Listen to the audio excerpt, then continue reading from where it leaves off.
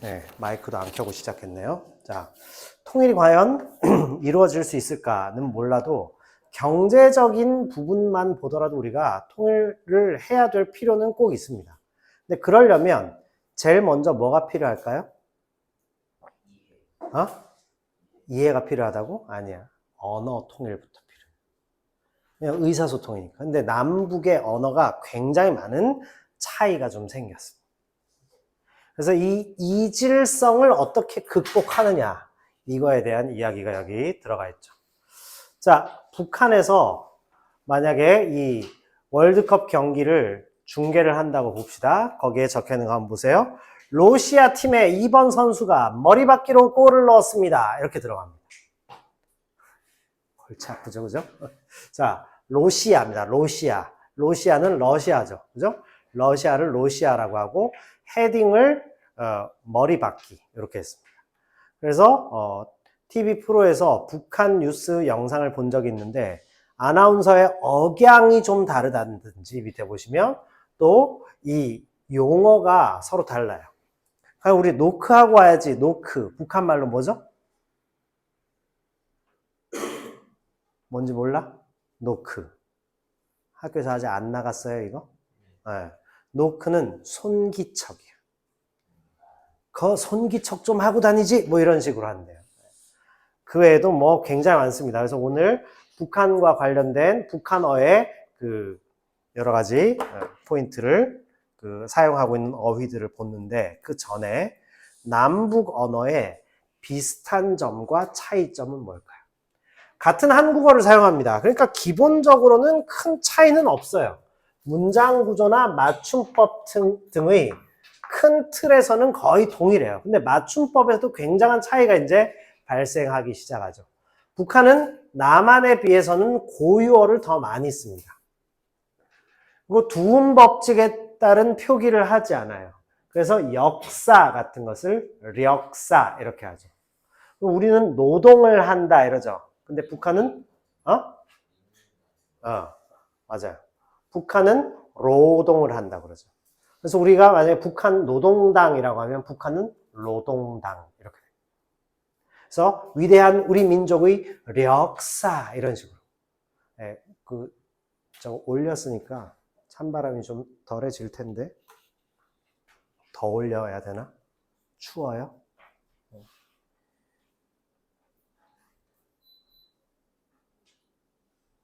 지금 찬바람 많이 나왔네. 맞아. 지금 추운 게 맞아. 23도로 내려갔어. 아주 따뜻하게 틀었으니까 히타로 바꿔줄까? 네. 자, 그래서 고유어를 북한이 많이 쓰고 두음 법칙을 사용하지 않고 사이시옷 표기도 안 해요. 그러니까 장마에 내리는 비를 뭐라고 하죠? 좀 있으면 이제 장마가 올 텐데 과연 올해 장마가 올지 안 올지. 장마가 올 때 내리는 비를 장맛비라고 하죠. 그죠? 그죠? 나무에 붙어 있는 저 잎을 뭐라고 하죠? 나뭇잎이라고 하죠. 나뭇잎 이렇게 쓰죠. 근데 북한은 장마비, 나무잎 이렇게 씁니다. 사이시옷이 아예 없어요.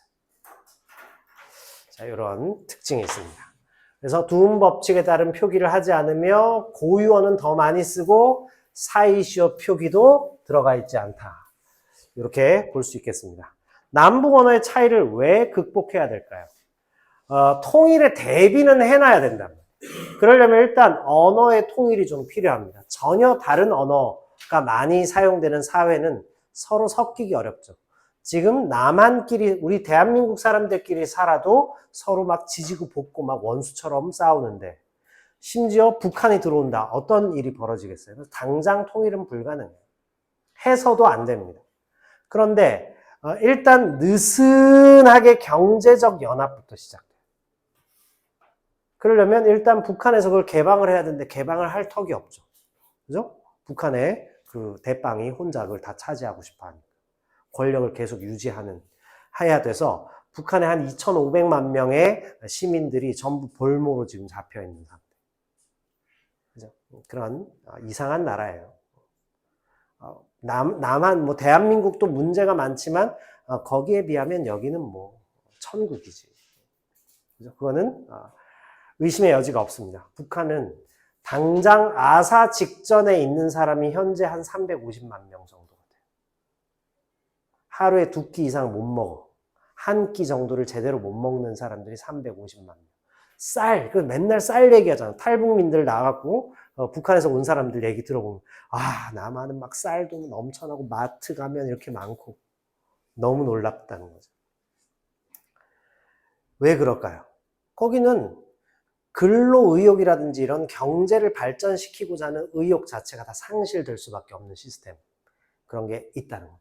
안 가봐도 알 수가 있죠. 왜냐하면 우리나라 1년에 국방 예산, 군대에 쓰는 돈의 한 60%, 70% 정도밖에 못 벌어요. 북한이 1년 내내 버는 돈. 우리나라 군대에만 쓰는 돈의 60, 70%밖에 안 된다고 합니다. 그러니 그 나라하고 한국하고 전쟁을 할 수가 있을까요? 불가능해요. 현대 전쟁은 경제력 싸움, 경제 전쟁입니다. 그래서 남한이 실제로 북한보다 국력이 한 50배 정도가 더 강하답니다. 그런 나라 둘이는 못 싸우니까 북한이 아예 우리 그냥 딴 나라로 살자 하고는 그냥 우리나라를 지금 북한이 남조선 괴뢰도당 이렇게 얘기하잖아. 대한민국이라고 얘기해줘요. 인정해줬어. 그리고 우리는 너네하고 민족도 다르고 이제는 아예 다른 나라야. 이렇게 얘기한다고 합니다. 그래서 우리가 학교를 막 열심히 가는데 북한이 쏜 미사일이 막 머리 위에 떨어지고 그런 일은 일어날 수 없어요.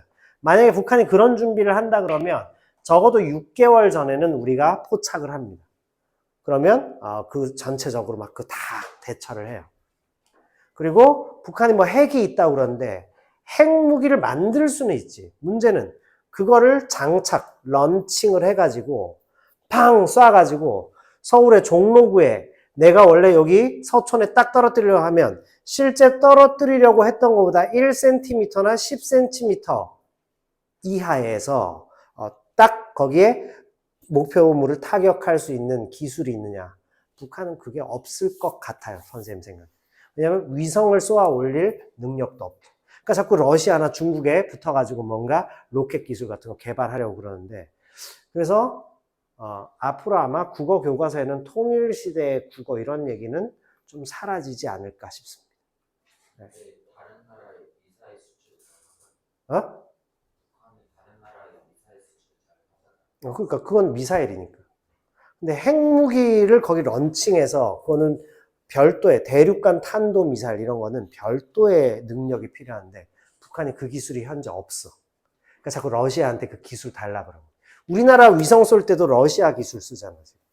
그런데 2028년도인가 아예 우리 저기 전남 고흥 거기에서 그 실제로 우리나라에서 그냥 쏴 올리는 거 이제 한다고 하죠. 우리 기술로 100%. 그 정도까지 왔죠. 위성 기술 자체는 만드는 기술은 뭐 거의 세계 최고입니다. 한국이. 근데 핵심 기술, 로켓 기술 이런 건 안 주려고 하는 거예요. 그런데 다 받아냈어요. 러시아가 우리나라를 굉장히 좋아하기 때문에. 러시아가 왜 한동안 우리나라하고 안 친하게 지냈을까요? 자, 서울 구치소에 가서 면회 신청하면 그분께 들을 수 있습니다. 자, 어쨌든 그래서 자 의사소통이 힘들어지기 때문에 통일시대에 대비를 해야 된다. 이런 거를 알 수 있죠.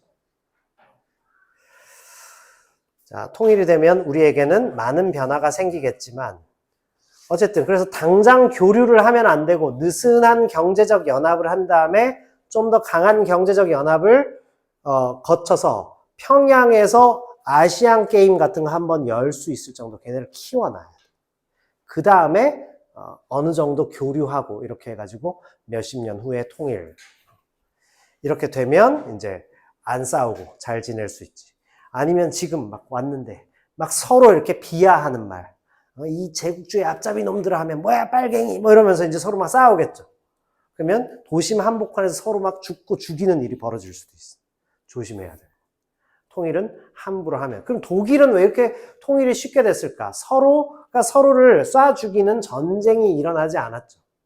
전 세계를 침략했다가 히틀러 나치 체제가 침략했다가 강제로 그냥 분할을 시켜놨을 뿐이에요. 그러니까 통일이 쉬웠어요. 근데 우리는 통일이 굉장히 어려워요.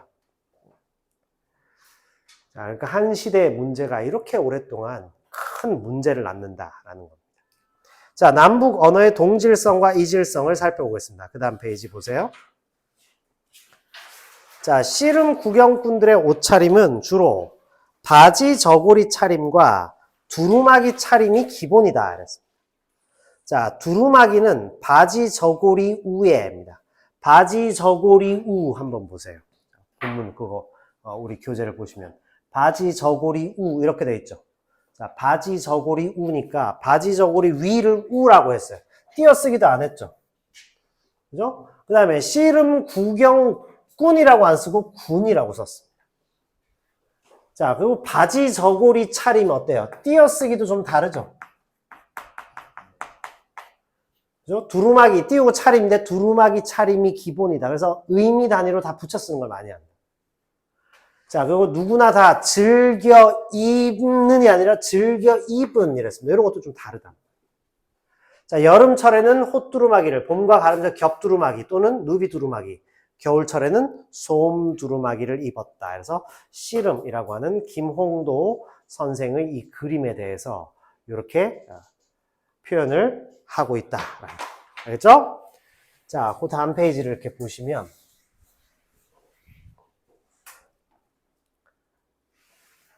자, 동요 퐁퐁 튀어라 보세요. 퐁퐁 튀어라인데 퐁퐁 튀여라 했습니다.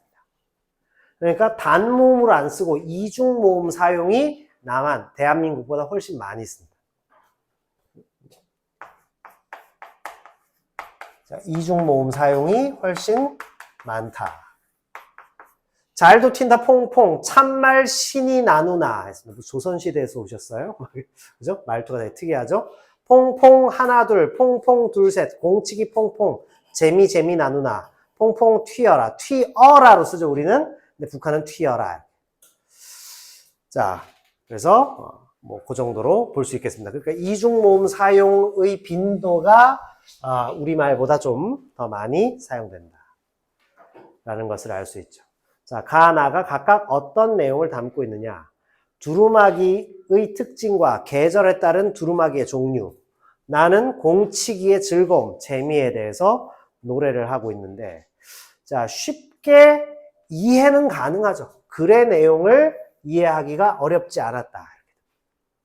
따라서 기본적으로 문장 구조가 동일하고 그 다음에 단어에도 큰 차이가 없어요. 그리고 소리 나는 대로 적는 표기와 형태를 밝혀 적는 표기를 모두 사용한단 말이에요. 자, 2학년 2학기 때 이게 나오죠. 소리 나는 대로 쓰는 게 있어. 기본적으로 한글은 하늘, 땅, 사람 같은 것은 발음이나 표기나 똑같죠.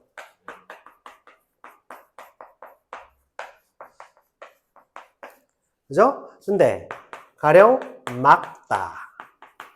그죠? 그 다음에 우리 말하는데 발음은 발음 이렇게 되는데 글자는 발음 이런 식으로 쓰죠. 그죠? 그 다음에 나무잎인데 나뭇잎인데 나뭇잎 이렇게 쓰죠. 그죠? 그래서 형태를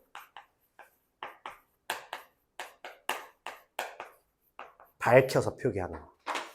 자, 그래서 위에 거를 표음주의라고 해요. 한글은 주로 소리 나는 대로 적는다. 근데 밑에 것은 뜻을 밝혀 적는다 해서 표의주의 이렇게 갑니다. 이게 한글 맞춤법이에요. 고등학교 1학년 2학기 문법에 이게 들어가고 고2 2학기 문법에 또 이게 나옵니다. 의문 변동 한글 맞춤법. 그래서 표기로 가면 한글의 맞춤법. 이 두 가지 원칙이고 의문 변동으로 가면 아까 우리 배웠던 자음과 모음이 서로 부딪혔을 때 어떻게 발음이 바뀌는지. 우리 국물이라고 쓰고 뭐라고 쓰죠? 뭐라고 읽죠? 국물 이렇게 읽죠. 자, 그게 의문의 변동이랍니다. 의문 변동. 2학년 2학기 문법에 요것이 다 들어갑니다. 그래서 2학년 2학기 문법. 요번에 우리 피동 인용 요것이 원래 없었는데 2학년 1학기 때 피동 인용이 들어간 것처럼 2학년 2학기도 문법이 기존 거보다는 훨씬 까다롭게 들어가 있다. 그렇다고 뭐 고등학교 수준은 아니지만 그렇게 들어가 있습니다. 자, 그래서 표의주의, 뜻을 밝혀서 형태를 밝혀 적는다. 표음주의, 소리 나는 걸 그대로 적는다. 이 부분이에요. 이 두 가지가 나타난다는 겁니다. 아시겠죠? 그래서 남북한의 언어는 이렇게 크게 이해에 어려움은 없어요. 그러나 자꾸 이질성이 두드러진다. 서로 자꾸 달라지고 있다. 자, 한글 맞춤법은 표준어를 소리대로 적되, 밑에 있죠? 소리대로 적되, 거기다가 쓰세요. 표음주의. 자, 어법에 맞도록 한다 그랬습니다. 그게 뭘까요? 표의주의가 됩니다. 아시겠죠? 자, 그래서 겉옷이나 입었다. 보세요. 여기 겉옷이나 입었다 같은 경우. 겉옷이나 입었다라는 것은 남한의 맞춤법. 겉옷. 입었다. 이런 거 있죠? 자, 그 다음에, 씨름, 바지 저고리, 두루마기, 외출복, 봄, 여름, 가을, 겨울, 새빨간, 공, 참말, 재미, 선수, 이런 것은 소리 나는 대로 썼습니다. 따라서 둘 다를 모두 인정한다는 공통점이 있기 때문에 기본적으로 이해 자체는 그렇게 어렵지 않다.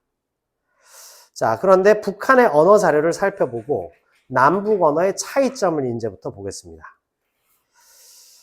자, 패스트푸드점 메뉴를 어떻게 쓰죠? 속성 음식, 센터도 아니에요. 센터, 차림표 이렇게 썼습니다. 속성 음식 센터. 자, 그러고 나서 물고기 햄버거예요. 물고기 햄버거. 이게 뭐지? 아, 그렇구나. 네. 자, 그 다음에 달걀, 에그 버거를 달걀 햄버거. 이렇게 씁니다. 자, 그 다음에 밑에 야채 샐러드를, 채소 샐러드를 남새 샐러드. 네. 졸라 멋있죠? 네. 자, 그 다음에 보겠어요. 튀기료리라고 했습니다. 요리잖아요, 요리. 그치? 요리를 료리라고 쓰는 거예요. 료리. 왜 그럴까요? 두음 법칙이 없기 때문에. 두음 법칙은 리을이나 니은이 앞에 오면 탈락시키고 그냥 소리를 안 내는 거예요. 그래서 원래 료 있죠, 료입니다. 근데 이게 앞에 오니까 우리가 요리 이렇게 한다. 그죠? 그런데 튀기료리 이렇게 해서 두음 법칙을 안 썼어요. 튀김이라고도 쓰지 않고 튀긴다 해서 튀기 이렇게 씁니다. 자, 그 다음에 요거는 아이스 라떼는 또 쓰네. 근데 얼음 라떼 이렇게 쓰죠. 자, 그 다음에 오렌지 주스를 뭐라고 썼죠? 네, 자, 멋있습니다. 오렌지 단물. 자, 좀 놀라운데, 그죠? 선생님 이거 보고 되게 충격받았어요. 오렌지 단물, 와우. 자, 청서의 반무지 보겠습니다. 자, 청서라는 것은 우리가 아는 저거 있죠? 청솔모 이런 겁니다. 다람쥐 비슷한 거. 자, 그래서 다람쥐과의 동물 청서입니다. 청서의 밤무지예요. 자, 밤무지는 뭐냐면 밤을 막 쌓아놨다. 밤나무에서 알밤이 후두둑 떨어지는 가을철이었습니다. 근데 어때요? 이였습니다. 이중모음 사용이 확실히 더 두드러지죠. 이중모음 사용이 왜 두드러질까? 소리 나는 대로 잘 표기하게 됩니다. 소리 나는 대로 표기를 좀 더 많이 하는 특징이 있습니다. 청서가 겨울 량식입니다. 량식, 양식인데 량식이죠. 그죠? 두음 법칙이 적용이 안 되었다. 자, 밤나무 밑에다가 부지런히 알밤을 모아놓는데 지나가던 다람쥐가 말했다. 알밤을 여기저기에 모아놓기만 해서 뭘 하나? 한 톨이라도 거두어 드려야 제 것이지. 그러니 어서 가져다가 고간입니다. 자, 고간은 우리는 곡간이라고 하죠. 그죠? 따라서 고간에는 뭘 사용 안 했죠? 곡간과 고간의 차이. 그죠? 사이시옷 사용을 안 한다. 자, 사이시옷 사용 안 하는 게 또 있죠, 여기? 멧돼지입니다. 혹시 멧돼지가 뭔지 알아요? 되게 잘하네. AI야? 엄청 똑똑한데. 산을 매라고 해요. 그래서 맨나물 하면 산나물이라는 뜻이에요. 따라서 멧돼지 이렇게 나오고 막 뛰어내려와갖고 이렇게 막 부딪히고 막 이런 거 있죠? 자, 멧돼지. 멧돼지 실제로 본 적 있어요? 선생님은 군대 갔을 때 한 300번은 본 것 같아요. 우리가 이렇게 병사들하고 이렇게 데리고 슥 걸어가다 보면 저쪽에 멧돼지가 와 있어. 어떡하죠? 그러면 어떡합니까? 하면 그냥 못 본 척하고 가. 그러면 공격 안 해. 오! 하고 도망가면 오히려 달려와서 받아버린. 못 본 척하고 서로 쓱 각자의 길로 가는 거예요. 선생님이 강원도 철원에서 군 생활했거든요. 그 멧돼지, 산돼지죠. 산의 돼지죠. 그래서 멧돼지가 된다. 근데 얘네들은 매돼지입니다. 매돼지. 자, 모아놓은 알밤이야 어디 가겠나? 그러다 알밤이 떨어지는 철을 놓치겠네. 이러니 저러니 해도 한 톨이라도 많이 모아놓아야 제 것이지. 그랬습니다. 매돼지의 말을 듣고 난 청선은 이렇게 생각했습니다. 정말 매돼지의 말이 오라. 많이 모아놓는 게 제 일이야.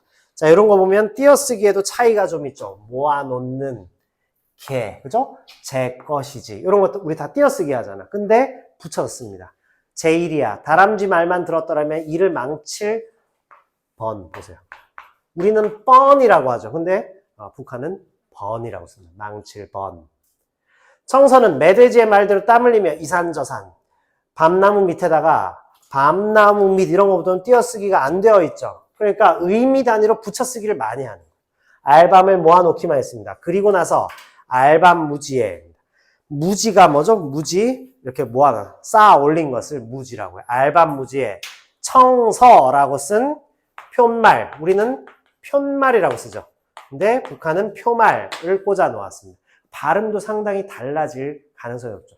이걸 표말이라고 발음을 하지 않을 거 아니에요. 그죠? 표말 이렇게 발음을 한다는 겁니다. 그래서 발음과 표기의 차이가 크다라는 것을 알 수 있습니다. 아마 여기 이제 중학교 1, 2학년 학생들은 앞으로 중학교 과정에서 이 북한, 남북한의 언어 차이를 오늘 이후에 볼 일은 거의 없을 겁니다. 뭐 그렇게 대단히 재밌는 내용도 아니고 그렇다고 대단히 어려운 것도 아니에요. 자, 속성음식센터가 패스트푸드점을 우리는 쓰죠. 즉 외래어 사용이 그 다음 페이지입니다. 외래어 사용을 우리는 많이 한다.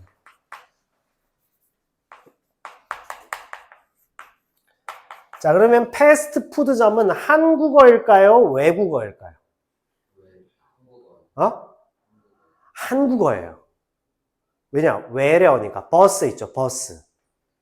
버스가 한국어일까? 외국어일까? 외국에서 온 말이죠. 근데 우리말처럼 쓰죠. 버스를 다른 말로 안 쓰지. 그래서 한국어로 들어갑니다. 우리말이에요. 외국에서 들어와서 우리말화 된 거죠. 택시죠, 택시. 택시는 우리말이에요. 근데 택시는 전 세계적으로 다 택시라고 쓰지. 택시가 원래 수레라는 뜻이에요. 어원상. 그래서 사람, 태워갖고 다니는 거죠. 자, 그런 것들이 전부 우리말이다. 오늘따라 고객님들 컴플레인이 좀 심하네요. 컴플레인은 외국어일까, 외래어일까? 외국어죠. 컴플레인. 이거는 항의하다, 불평하다, 불만하다 이거잖아요. 외국어입니다. 내일 오후 2시 우리 미팅 할까? 외국어일까요? 외래어일까요? 어떻게 알았지? 자, 내일 오후 2시에 미팅 할까는 외국어예요. 왜 그런지 알아요? 회의라는 말을, 대체해서 미팅이란 말을 썼기 때문에 과도하게 쓰는 거예요. 근데 어제 무슨 여대 학생들하고 미팅을 했어. 이때는. 데이트하다, 미팅하다. 이거는 외래어예요. 회의를 미팅 이렇게 쓰면 과도한 외국어가 돼요. 근데 아마 그거 앞으로는 외래어화 되지 않을까 싶은데 어쨌든 외국어를 쓰는 거예요. 회의하는 게 맞지, 그지? 우리 이따가 모여서 회의 좀 할까? 이렇게 이걸 써야 되는데 이따 무슨 미팅 좀 할까? 제가 미팅이 있어서요. 너무 광범위하게 쓰고 있죠. 그죠? 외국어 굉장히 많이 씁니다. 우리 보면 막 교수님들 이런 분들 나와가지고 선생님이 충격받은 것들이 최근에 한 몇 년 사이 굉장히 많은데 한국인들은 기본적으로 민족주의 성향이라는 것이 디폴트 돼 있어요. 이렇게 들어. 디폴트? 뭔 소리야? 디폴트. 그래서 내가 찾아봤다니까. 그 뜻으로 쓴 거야? 디폴트가 뭐죠? 컴퓨터에서 기본값, 기저값으로 들어가야 돼.